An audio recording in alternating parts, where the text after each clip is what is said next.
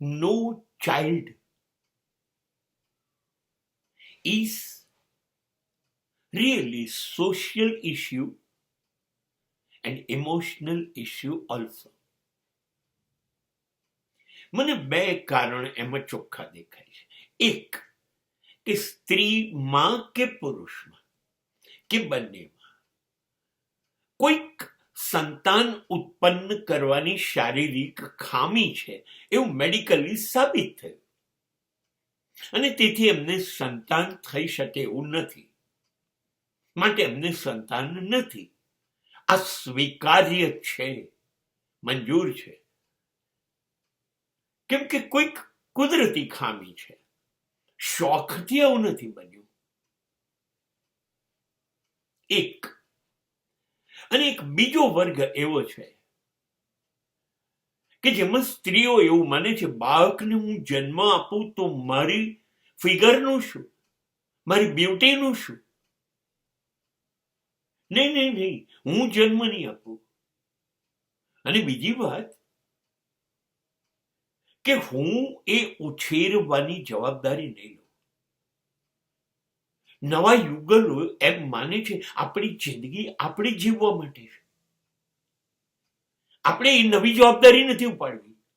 એટલે બાળક તો જોઈએ જ નહીં. આવું લગ્ન વખતે પહેલા જ નક્કી થઈ જાય છે કે બાળક ન જોઈએ. હો ને, આપણે બેન હૂતો ને હૂતી, વી ડોન્ટ નીડ.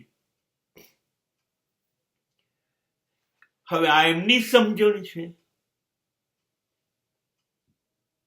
પણ જ્યાં સુધી સંસ્કાર પુરુષો છે એમણે એવું કહ્યું હતું કે સમાજમાં સ્ત્રીની કિંમત કોઈ નથી. જાતીય વાસના, સેક્સ સંતોષવા માટેનું એક રમકડું જ છે, બીજું કંઈ નથી. આ સંસ્કાર પુરુષોએ કહ્યું હતું. પણ નારી નારાયણી ત્યારે બને છે જ્યારે માતૃત્વ ધારણ કરે. હવે એ પૂજાશે, હવે દેવતાઓ ઈચ્છશે કે એના પેટે જન્મ લઈએ. જો એ માં બને તો સ્ત્રીત્વ એ સમાજની જરૂરિયાત છે અને માતૃત્વ એ સમાજની પવિત્રતા છે.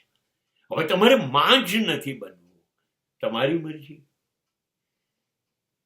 તમારી મરજી.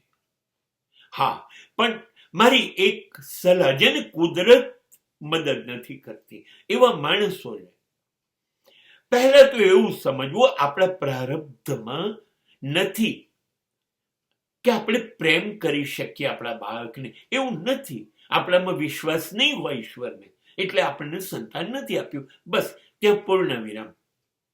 નહીંતર ઈશ્વરનો પ્રસાદ તો હોય જ મારા માટે. પણ છતાં એમ હોય તો ક્યાંક અનાથ આશ્રમમાં કોઈક બાળકો ઉછરતા હોય, માં ના હોય, બાપ ના હોય, કોઈ વાલી ના હોય, અને બહુ જ નાનકડા હોવા જોઈએ, 2 વર્ષથી નાના, ઓછા, નાની ઉંમરના, અને એને તમે એડોપ્ટ કરી લો, દત્તક લઈ લો. કેમ કે એ નાના છે ત્યારે તમે લઈ આવો છો, એને કશું યાદ નથી એના મા બાપ કોણ હતા, તમે કેવી રીતે જોડાઈ ગયા, કંઈ નહીં. એને તમને જોશે, તમને અનુભવશે ને સમજશે કે તમે જ એના માતા પિતા છો.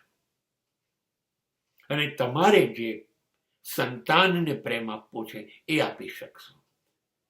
તમારે જે કુદરતે તમારામાં ખોટ મૂકી હતી એ તમે તમારા પ્રયત્નથી પૂરી કરી શકશો.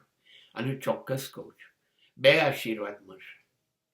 એક, અનાથને તમે આધાર આપો છો એનો આશીર્વાદ, અને 2, ઈશ્વર તમારી પર 4 હાથ વરસાવશે. કેમ કે અનાથનું નાથ બનવું એ ઈશ્વરનું કામ છે.